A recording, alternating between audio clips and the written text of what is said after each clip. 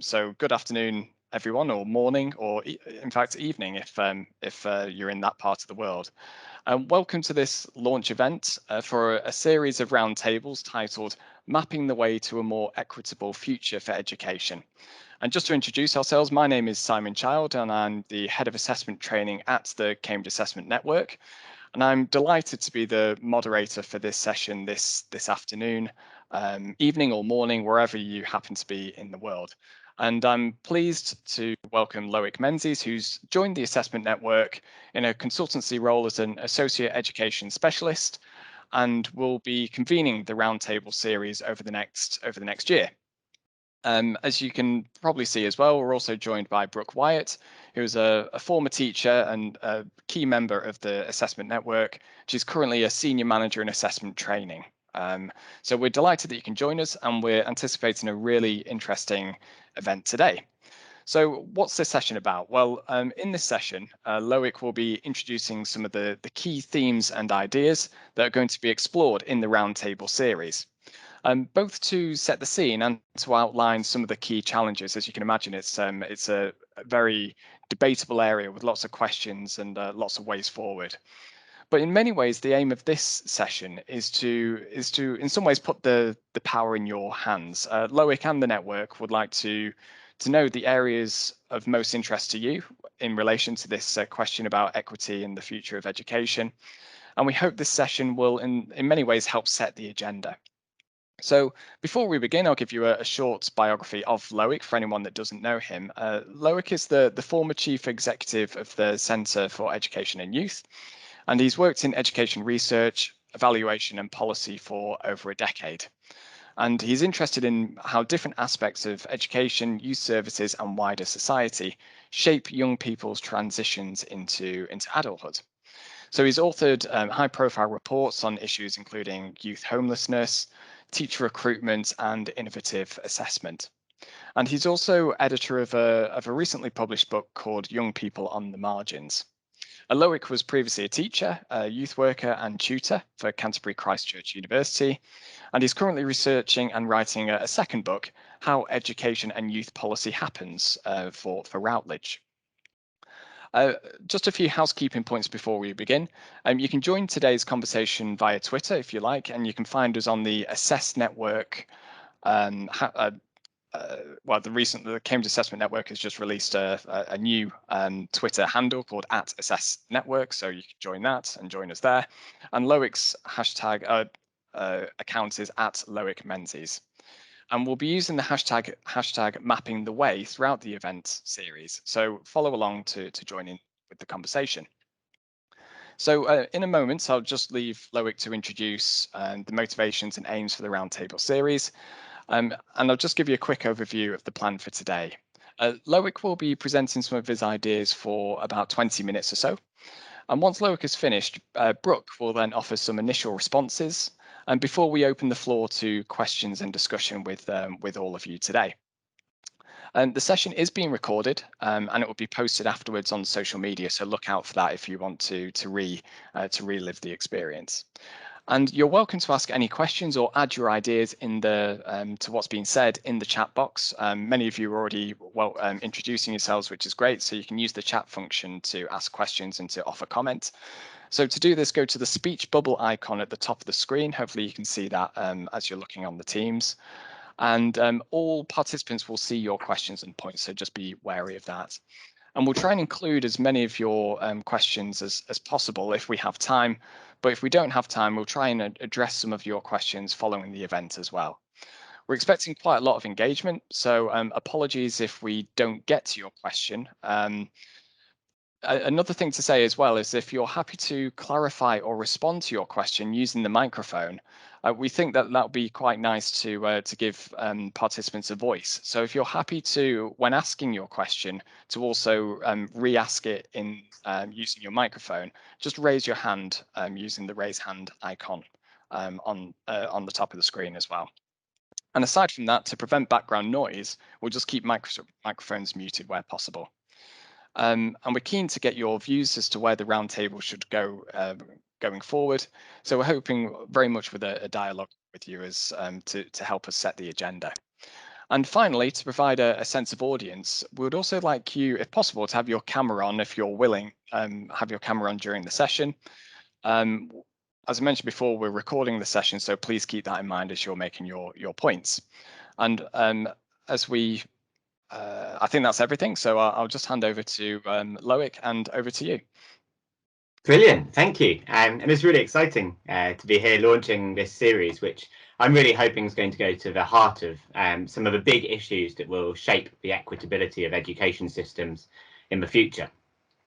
And as I planned for today, one of the things I was thinking about was what sort of atmosphere and tone I wanted these events to have. And in doing so, I thought about a book I've been reading recently by Ian Leslie called Conflicted.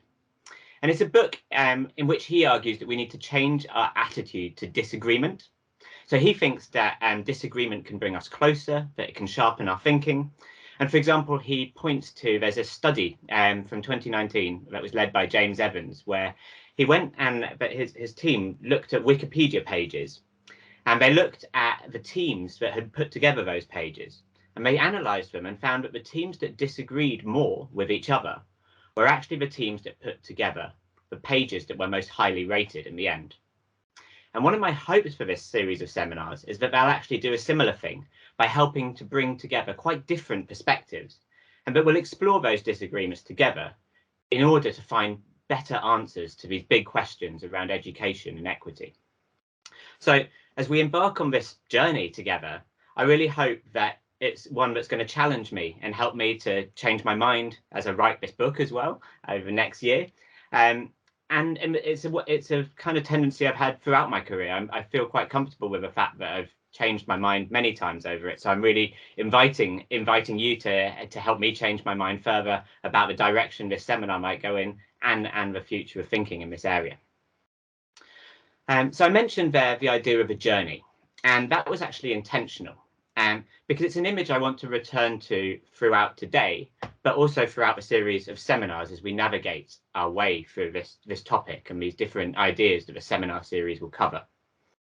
And if we think about a journey, we know that a journey involves a destination. And for the purposes of these seminars, that destination is educational equity. But I'm well aware that one of the areas we'll often disagree about is exactly what we mean by educational equity and what that really means. But our primary focus is going to be on how we find our way there and what might provide us with a map we need to guide us on our journey there. And so what I want to do today is share a sort of initial specification for what that map might look like.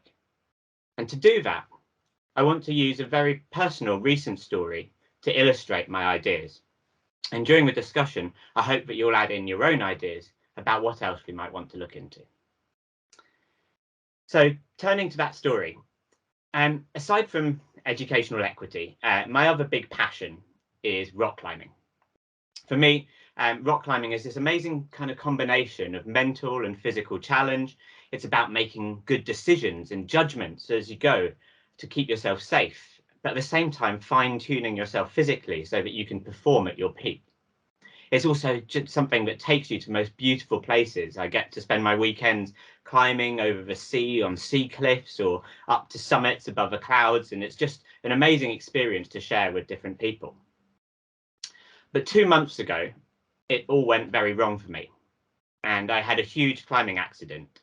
I fell about 15 meters and I landed unconscious, and after several hours I was eventually helicoptered off, and I was very lucky to survive. So you might be wondering why I'm telling you that. But the reason I want to share that is because recovering from that accident has in itself been a sort of journey for me. And in order to make that journey, I've needed help from all sorts of people. But most of all, I've needed a map to help me work out how to get to my goal of recovery.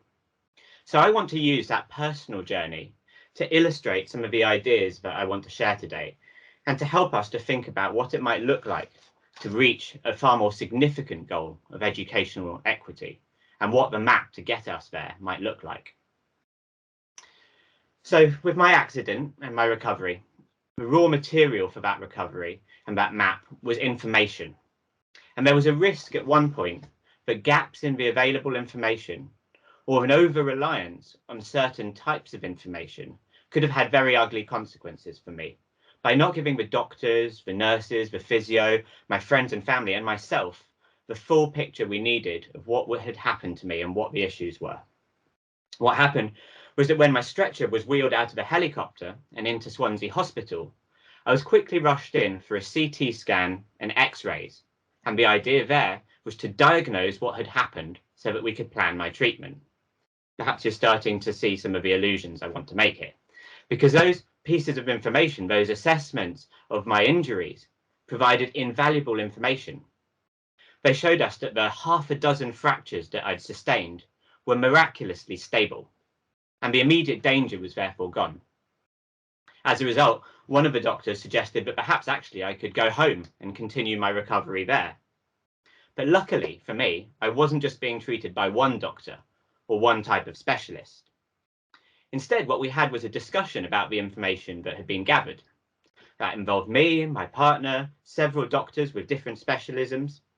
And as this group debated what to do and what had happened, just like those teams putting together their Wikipedia pages, they agreed that it would be better if I was kept in hospital for a bit longer to observe me and gather some more information about what might be going on. It turned out that that was very much the right decision. And it was a decision that was hugely important, because the next day another doctor came along and they looked at me beyond just my bones and the fractures, and they looked at me in the round. And what they realized was that my knee actually also needed an urgent operation to avoid quite serious infection. And my wrist also needed attention. And this all reminds me of something that's forever standing in our way of securing equity in education. Our system is designed to spot individual problems. Take, for example, a pupil who's falling behind in their reading. We identify that need, and then maybe we plan an action to help them with their reading so that they catch up. And maybe they do catch up. But then a few years later, something else can start to happen. Perhaps their school attendance starts to drop off. So we start rewarding them for turning up at school on time, or punishing them for not turning up, or perhaps even sending someone round to spend some time with their family discussing their attendance. And maybe that works. But all too often, a few years after that, something else goes wrong, and perhaps they end up excluded from school. All along, we can be missing the information we need to understand what's really causing the issue. Desmond Tutu once said that we needed to stop pulling people out of the river and go upstream to identify why they're falling in the first place. And if we want a more equitable future for education, we need to get better at doing exactly that, at going upstream to understand and respond to the reasons for disparities. Now, I actually think that that view is not that controversial, and I suspect most of you here and most people in the education sector agree with it. But it's easier said than done. And actually, where I think we might disagree is about exactly what kind of information we need or how we should respond. In other words, we all have different views on what might stop people falling into that river, and that's fine. Some of you might argue that what we need is information on a more rounded set of measures. We often hear business leaders saying that we should be paying more attention to so-called soft skills that some people claim underpin children's ability to achieve. Some will argue that what we need is better quality research. Take, for example, on something like adverse childhood experiences and how they might shape a young person's development and educational achievement. Others might be aware that policymakers sometimes struggle to look beyond averages. They focus on macro level trends or look at large discrete groups of young people. For example, just last week, the new deputy chair of the Social Mobility Commission published a paper criticising the Social Mobility Commission's previous work for focusing too much on describing gaps between subgroups. He might actually have been referring to my own 2016 report for the Social Mobility Commission, but looked at the interaction between ethnicity, gender, and social mobility. Meanwhile, I've argued in the past that actually we need to make sure that sector practitioners spend more time asking themselves the question, what's your story about each young person they work with? Because so often the young people I've worked with in my research, whether they be young homeless people, young carers, or anyone else who's disadvantaged in education, those young people often tell me that what would have made a difference for them is if the practitioners who worked with them knew a little bit more about what was going on in their lives and could respond to that. But ultimately, all of these are different types of information which could help us to draw our map. If we return to my own journey to recovery, a big turning point for me was when I met a physiotherapist, who I'm going to call Claire. What was distinctive about her was that she looked beyond the facts of what had happened to me, or her knowledge of a typical average patient. Instead, she asked the right questions, and those helped her to understand a bit more about me, to understand that I was physically active and that I was willing to put in whatever training was necessary to recover as fast as possible. Armed with that insight, she worked with me to make decisions about a recovery plan that was suited to me.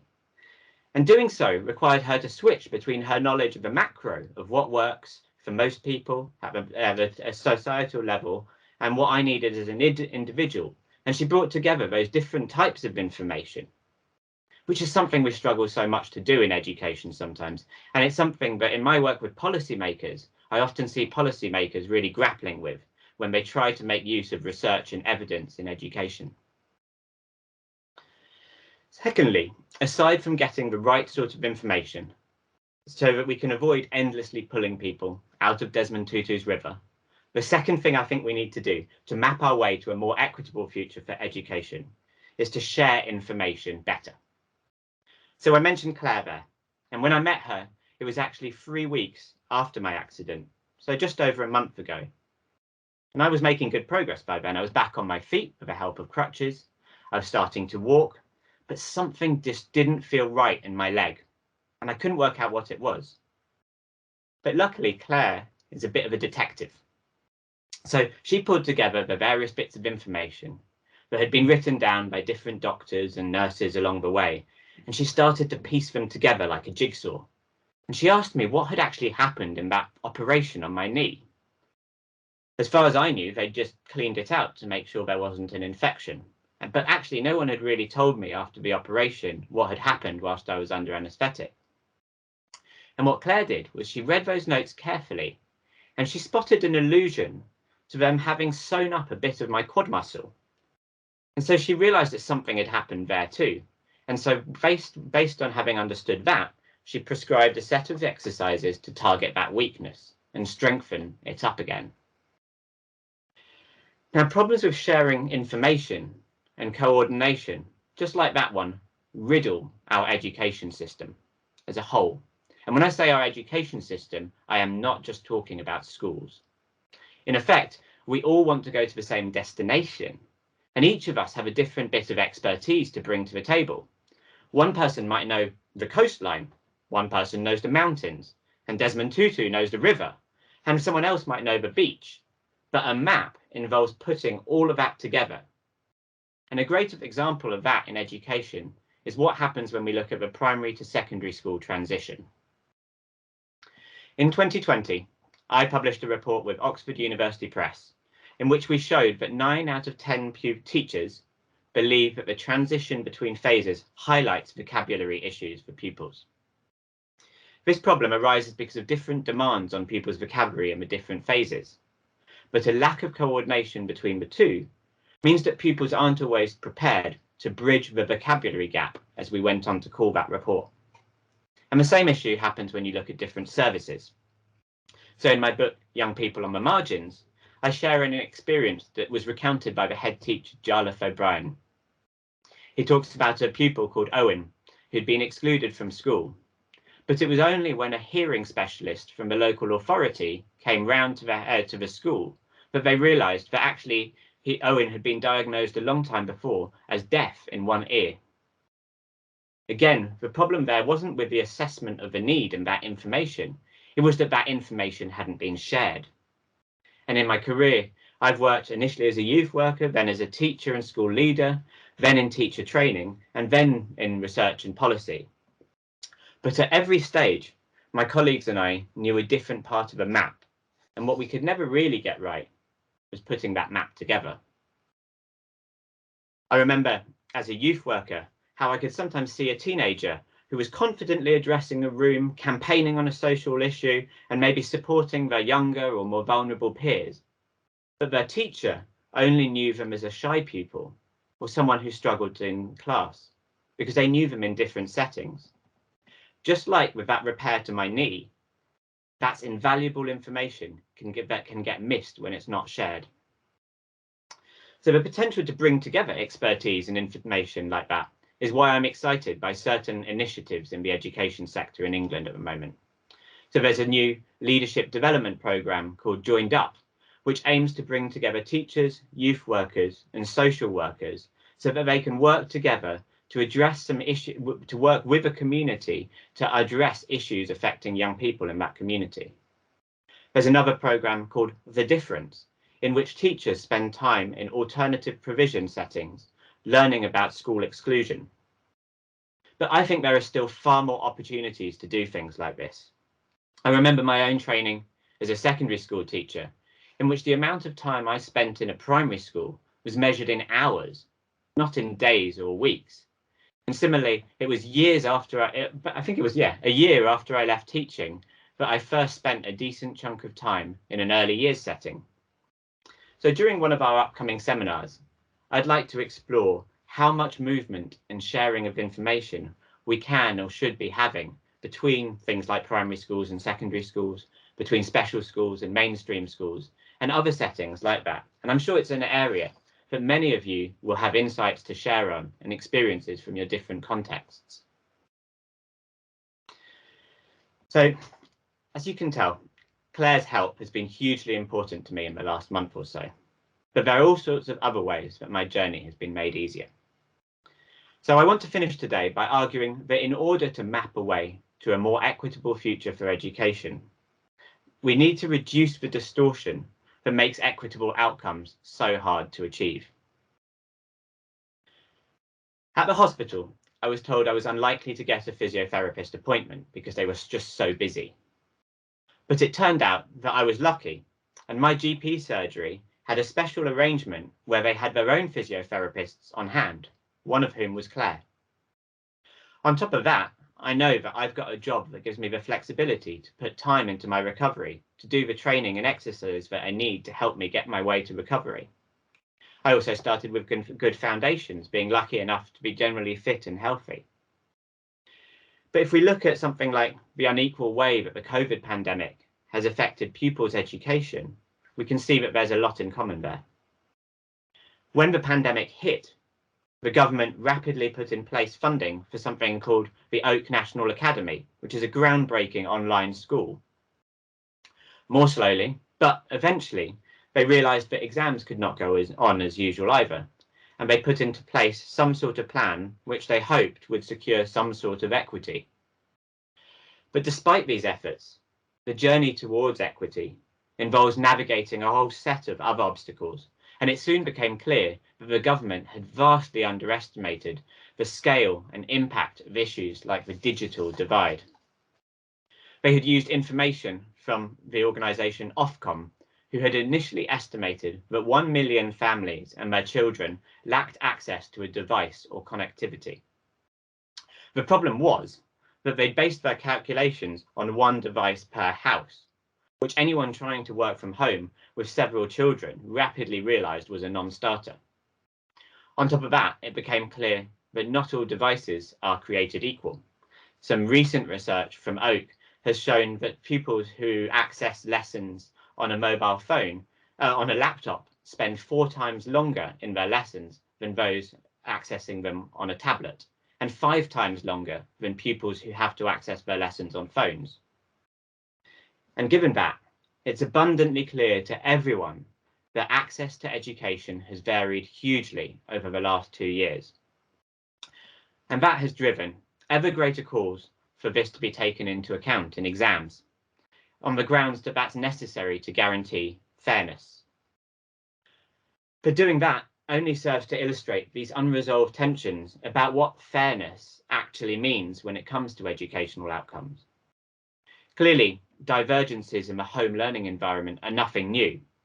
Back in 2009, Chowdhury et al. Used data from a longitudinal study of young people in England to show that differences in the home learning environment played an important role in explaining differences in educational outcomes. Moreover, there's a vast body of research showing that family poverty has a massive impact on educational outcomes. So it's clear that the barriers that stand in the way of educational equity are nothing new. In fact, the vast mountain ranges which we need to navigate. And some will argue that in order to navigate them, what we need is more contextualized measures of achievement. But for me, personally, that feels like it's just another example of pulling people out of that river. And instead, once again, I'd want to go upstream and look at social policy through the lens of educational equity. For example, when we make decisions about things like child benefit. In a way, doing that would be much more like making sure there was a Claire in every GP surgery, rather than just my local one. So as I say, today's event is really just the start of a conversation that I and colleagues at the Assessment Network want to have with you. But what I've tried to do is flag 3 areas that I think we'll need to consider if we're to map our way towards educational equity. Firstly, I argued that a map involves information, and that we need to make sure we're armed with the best possible information from a wide range of sources as we navigate our way and make our decisions. Secondly, I pointed out the potential risks of failing to coordinate between different specialists and different organisations.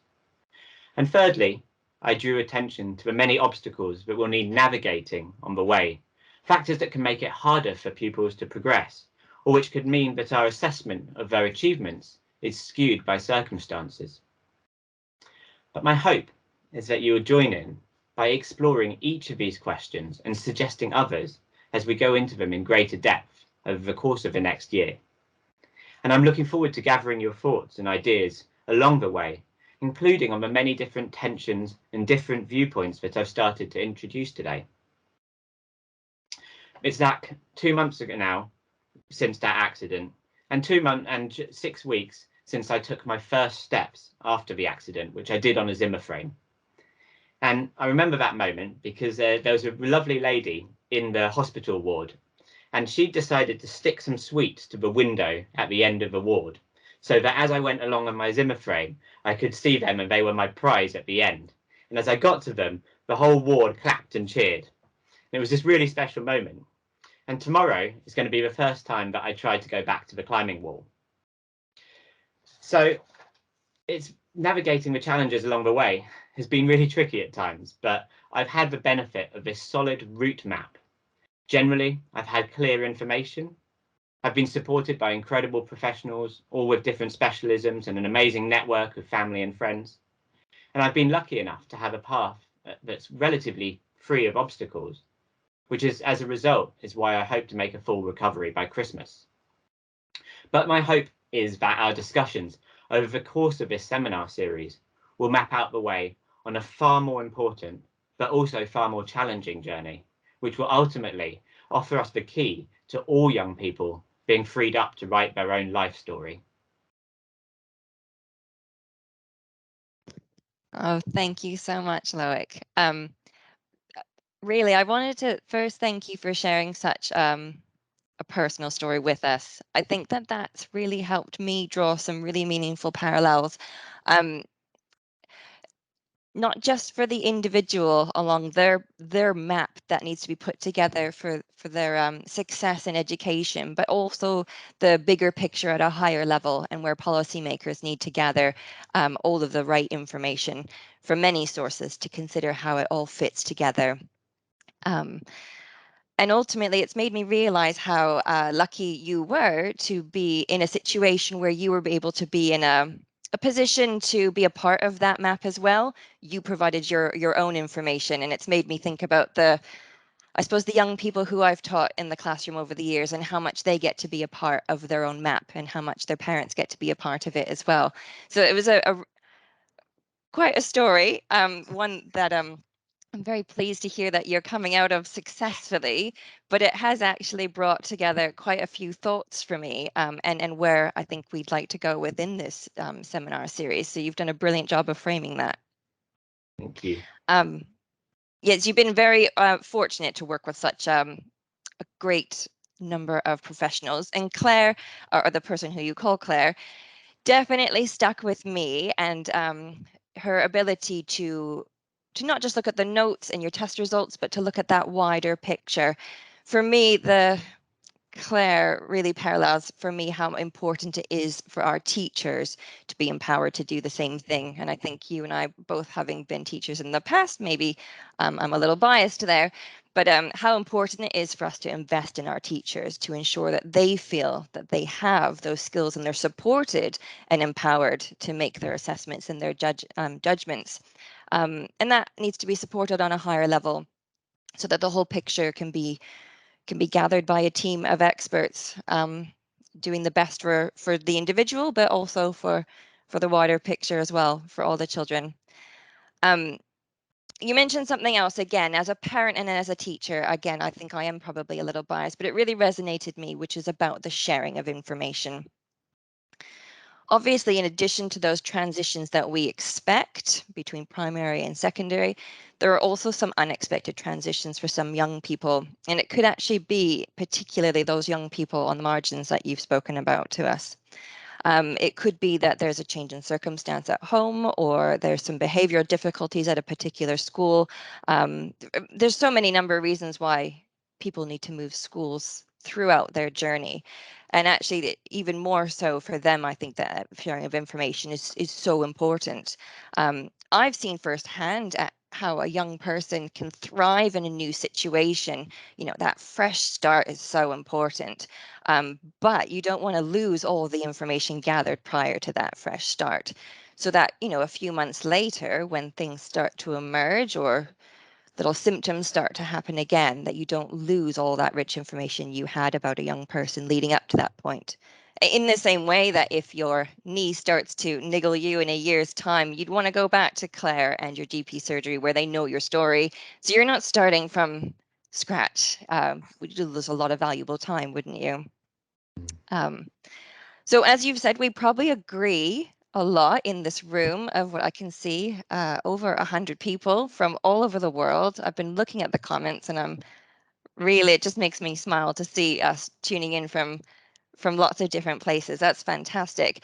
I think we're all here for the same reason. We're all interested in mapping a way to a more equitable future for education. But I really like the way that you framed that our discussions may start from some disagreements along the way. And that's why we want to hear everyone's different perspectives, and why we've opened up this as a forum for you to share with us what your questions are, what your thoughts are. And I can see we've been very active in the chat already. So that's brilliant. Before this session started, actually, I've printed off a few of the comments that had come in ahead of time, and these were just based on the webinar title and the description. And there was some stuff that's already been repeated in the comments here. One strong theme seems to be around the definition of equity in education. What are we actually saying? And so I think that's something that we want to tackle quite early on before we then start down that path to bringing together our map. Looking at different access to resources, that's a big one. And to me, even resource is going to be quite a broad term, because I think, again, our teachers are one of our most important and valuable resources. But then, of course, we touch on the idea of digital resources as well. I think that term can mean an awful lot. So when we talk about access to resources and equity there, that's a big one. Does that involve the curriculum? And can this be tackled with a broader curriculum? How can we support a wide range of differing educational needs to ensure equity, was a specific question that came to us prior to starting this afternoon, depending on where we are.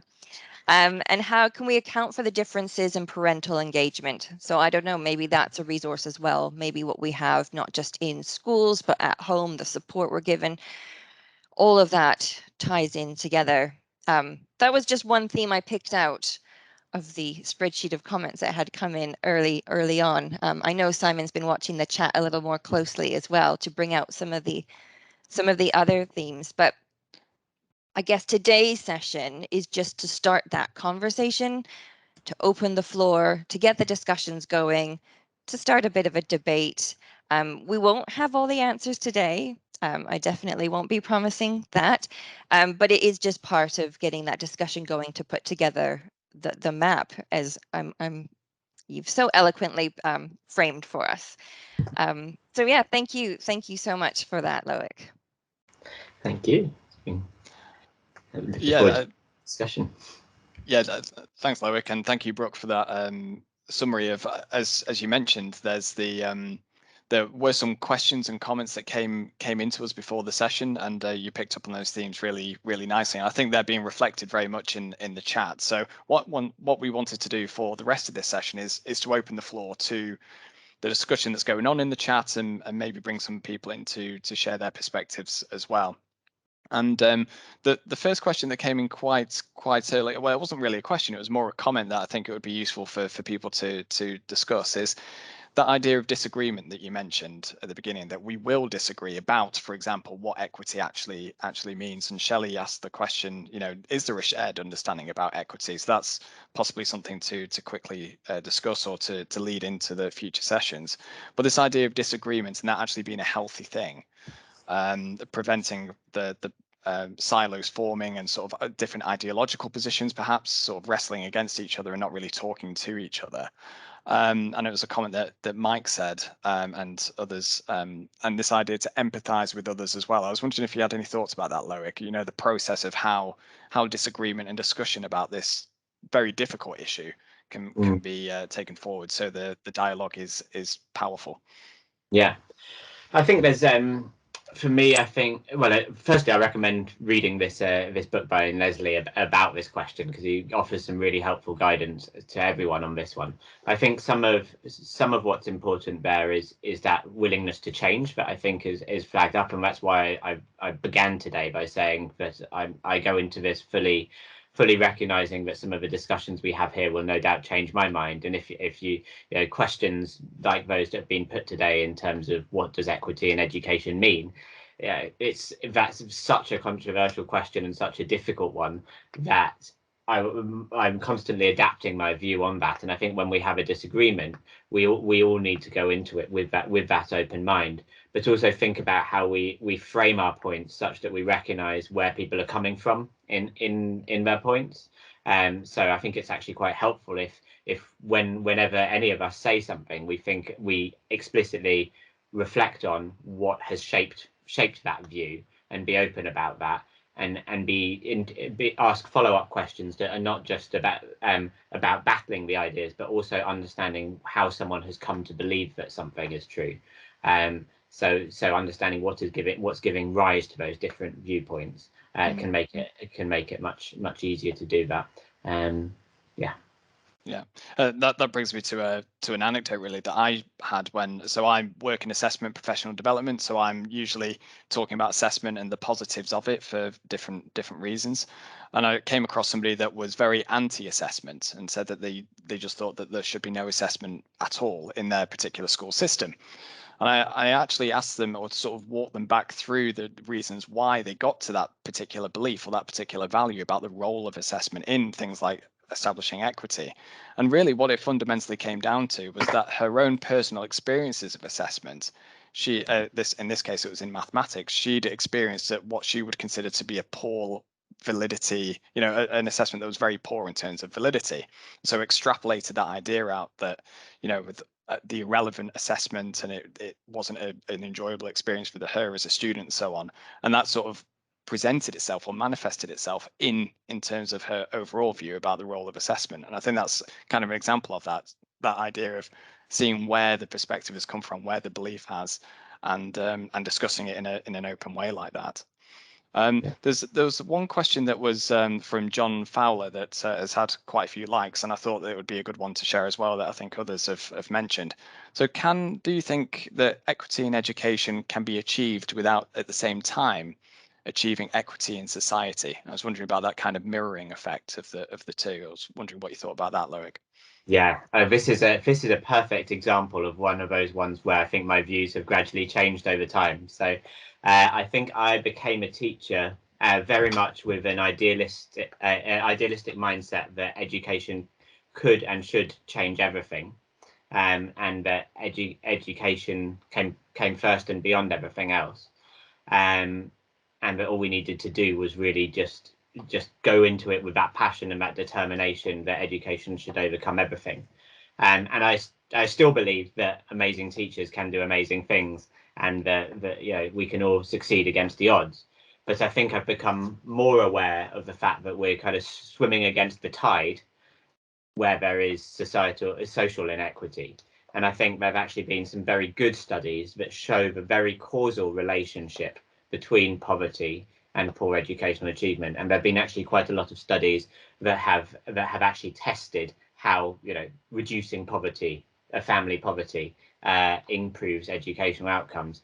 And I think particularly, I think when I see the issues that affect some of the marginalised groups I work with, I can see that first in their own experiences. So I think my view is now that yes, education we can have educational equity for some or achieve against the odds, but I think that really we need to be tackling the root causes as well. So I don't think that it's a reason for educationists to sit back and say, oh well, we can't do anything because of the social problems. But I do think, from a policymaker perspective, there needs to be much greater recognition of how other areas of policy impact on educational outcomes. But as teachers and educators, our part is a certain part of the jigsaw, and that is to do whatever we can to overcome the obstacles that are there. But I think that really, at a social level, we need to look at the things that are going on outside of education too. Yeah, thank you very much. Kerridick asks a question quite early on about this idea of sharing information that you raised and the quality of that sharing. So he asks, do you think it's sharing information better or sharing better information, or both? Yes, I guess my answer would be both. That's a really good question. I mean, I think there are contexts in which no sharing happens. When I look at some of in many cases, there's, for example, no relationship between youth workers like I was, and the teachers who the young people I was working with encountered day to day. So there are parts of the sector is still splintered, a bit like the physio who doesn't hear from the orthopedic surgeon. You know, there are bits where there is no sharing, and therefore it's a question of there just needs to be more sharing. But I very much agree with the idea that needs to be the right information, and it needs to be good information. Firstly, because it needs to be good quality information. No one needs more bad data. And on top of that, you don't want to just do as much information as possible, because then you just create a lot of workload and make it extra difficult for people to navigate their way around the information they're given. And frankly, if you're swamped in information, you don't look at any of it. So I think it does need to be good information, and it needs to be the right, carefully selected information. But there are cases where we have almost a kind of deafening silence in terms of communication between different specialists. Mm.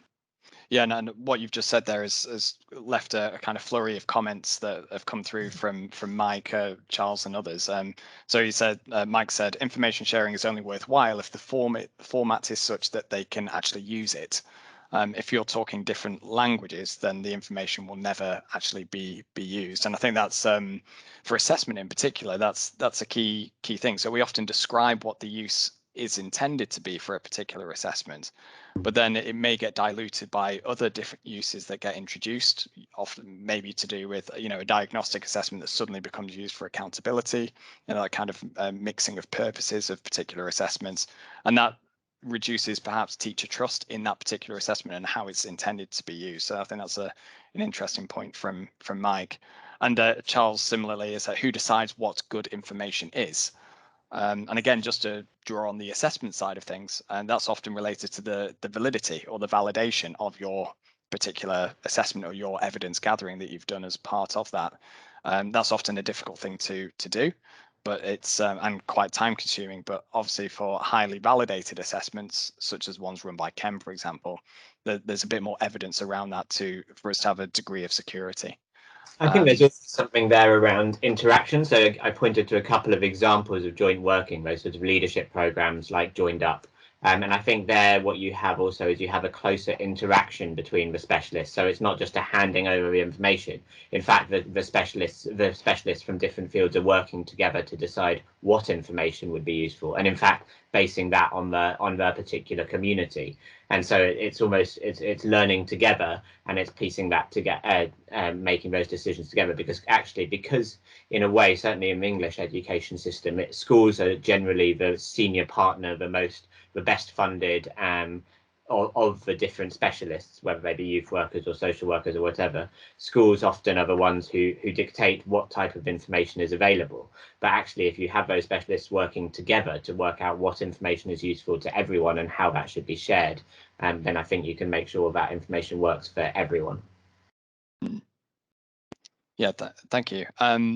Yeah, I just wanted to return to a question that you mentioned in brief as part of your talk. That a question that came through from Jonathan Phillipson Brown in the pre-session questionnaire, and he asks, should a more equitable education have a broader curriculum, and if so, what do you think it might include? I was just wondering what people's thoughts were about that.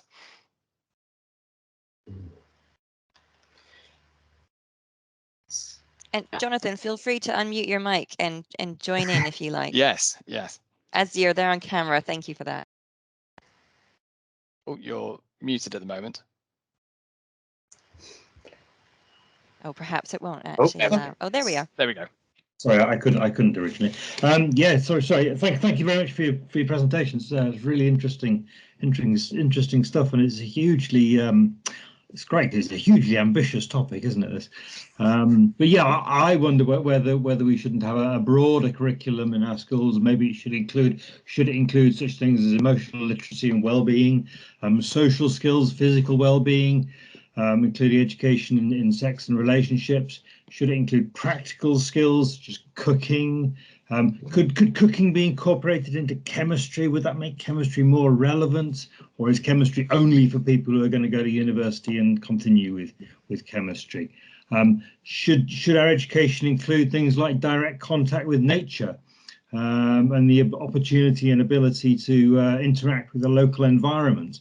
I think there's lots of things there which could be there, and obviously, that would perhaps mean including these things would perhaps mean pushing other things out of the way. I don't know. It'd be really interesting to hear what people thought.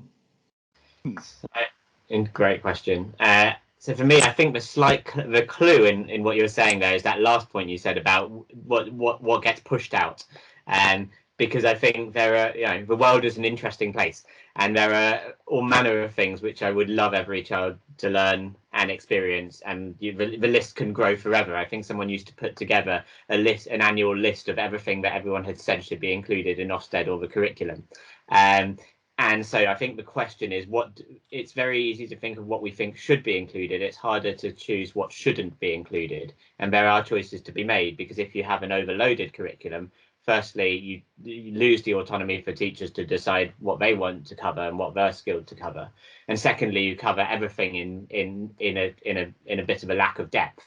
And a shallow covering of lots and lots of things isn't necessarily better than a deep covering of a smaller core that then allows you to access everything else.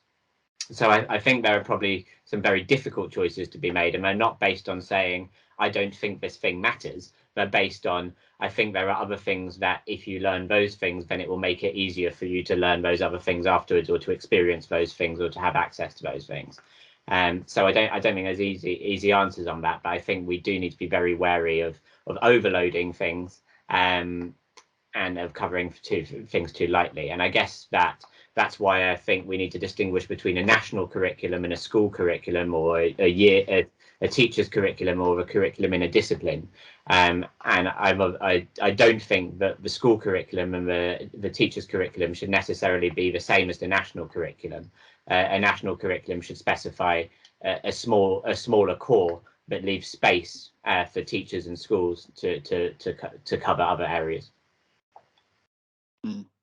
Yeah, thanks, Loic. And yeah, that question from Jonathan has just prompted lots of discussion actually in the chat. So the idea of broadening the curriculum, I think you mentioned it before, Loic. If we broaden the curriculum in some areas, what do we remove or slim down in others? That's a question from Jackie. And Max has suggested this greater focus on 21st century skills. So Michael Fullan's 6 C's, so collaboration, critical thinking, and that sort of thing that come from that. What I would say about that, I've done a little bit of research myself about collaboration and how it can be effectively assessed, but also in terms of defining what it actually means to be collaborative, is that you often need deep discipline knowledge to be able to contribute to a collaboration in the way that you wanted to. An example I would use, if you're collaborating with a group of people to design a bridge, you need a whole range of physicists, engineers with that knowledge to be able to contribute to the collaboration in a diverse way. So you have that challenging of opinions and other things that you would want to have in a rich collaborative experience. So it often has to be pinned down with discipline knowledge at the same time, rather than it just being the overall curriculum description. And Annabelle's just mentioned about time, the idea of time being of the essence, and in terms of change of the curriculum as well, the sort of pattern of how quickly that does change. And I don't know, Loic, if there's any views on that in terms of what it means for equity, the changing of the curriculum over time, in terms of the actual transition to a new curriculum can cause inequities as well. I was wondering if there was any thoughts that you had on that. Yeah, I think we probably could do with being much better at managing changes to the curriculum and thinking about how those are planned in the longer term, and how there's a more iterative and gradual cycle for updating the curriculum. I'm involved in the Foundation for Education Development, which is all about developing much more long-term visions and plans for education policy. And I think what we need to see is established structures for gradual revisions to the curriculum at set points, and on a rolling basis, because we know that the best resource schools and the best are probably the ones that are going to be able to most quickly adjust to a new curriculum or make those changes, and that every time we make these changes, it does stretch people and teachers, making it harder for them to concentrate on the real stuff of their work. So I do think that we distort the system and distort teachers' work quite significantly sometimes when we make very rapid, very large changes without due warning. I just wanted to sorry, Simon. I was just going to jump in and mention something that Paula has mentioned in the comments there, and I know that I really wanted to get a wider than a UK focus as well in this forum, and I guess we need the constant reminder that the inequities are much more striking in some parts of the world than others, and so I think we will be sometimes guilty of thinking of a bit of a UK centric focus, but I think it's a much bigger job in some parts of the world as well, where the inequities are even larger. I just wanted to mention that was a good comment, and one that I wanted to be very aware of as we go through this seminar series. Yeah, and I think it's one of the areas my experience has been very, very UK centric throughout my career, and one of the things that will be very enriching about these discussions is for me to learn from you from all your different parts of the world. So feel very free to disagree and show me how my views may be very much born of that experience. We've got another question through that came through in the pre-questionnaire, and I was wondering, Loic, if you could give. It came from Christopher Beggin. How can policy guide education to be more equitable? And could you give some examples of what you think has worked effectively as we're looking to map it out? Are there any particular examples that you could bring to the piece? So do you mean in terms of education policy changes that have made a difference? Yes, yeah, in your view. I think maybe it's the obvious one to point to in the UK, but something like the pupil premium, which has recognised the fact that it requires more resource to educate pupils who are disadvantaged. So that's additional funding for disadvantaged pupils. I think there are some serious issues with how that's been implemented and the levels and so on, whether the levels of funding really match the levels of need. and how schools are held accountable for that. But the principle of much more closely recognising the additional funding needed to compensate for disadvantage, I think, is an important one. And I think that the lessons from that need to have implications. So, for example, at the moment, that funding isn't as high as it should be when it comes to the early years education or in post-16 education. And I think we should be applying the insights that have come from implementation of the pupil premium at primary and secondary level to those other phases, both in terms of what has and hasn't worked there. But I think that's an important principle. I do think that some of the curriculum reforms that have been implemented in the UK in the last decade or so are important in terms of making sure that some of those foundational elements of the curriculum and of learning and knowledge are more widely studied and in greater depth. And to return to that point about breadth versus depth, there are unintended consequences of that in terms of too much narrowing. But I think the principle of making sure that some basics are mastered early is really important. So I think I'd point to both of those as some examples. But I feel that because those things have been done in a context whereby other services and support that disadvantaged pupils depend on, whether that be those social services or mental health services or everything else, that have been cut back at the same time and in some ways have an even bigger impact on pupils, the benefits of those changes haven't been felt because of changes being made elsewhere that have pulled in the other direction. We're getting a lot of discussion about the role of assessment actually in this idea of promoting equity. So from Max and Jackie, so the idea of is measuring student achievement for other things such as accountability, is that an issue? If it was to be removed, would that have an effect in terms of how education is run and the kind of equity purpose that has around that? And I'm just looking through. Yes, and just the points about is one thing, going back to this idea about information and how we use that information is an important point to actually accept some of the limits of that data and have an open discussion about that recognition and the limitations of in terms of uses and purposes for either assessment data or other forms of data as well. Yeah, and I think that second point is really important, in particular around people. We have had a tendency in English schools to stretch data well beyond its limitations, and to make claims that can't be backed up by the data.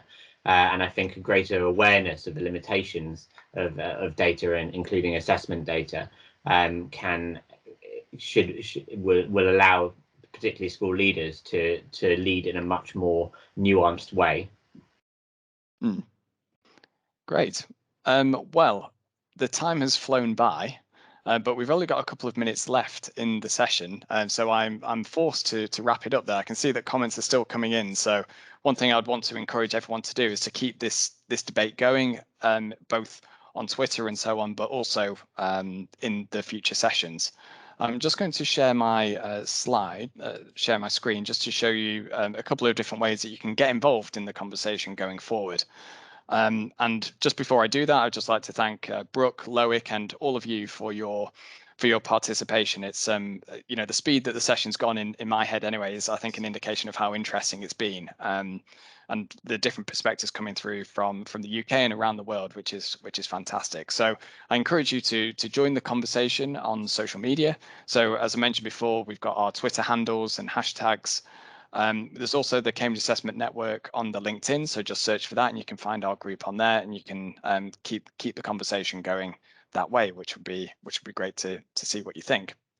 And you can also, just to finish off, keep in touch with the Assessment Network. You can sign up to our newsletters, and indeed, if you want to, email us as well.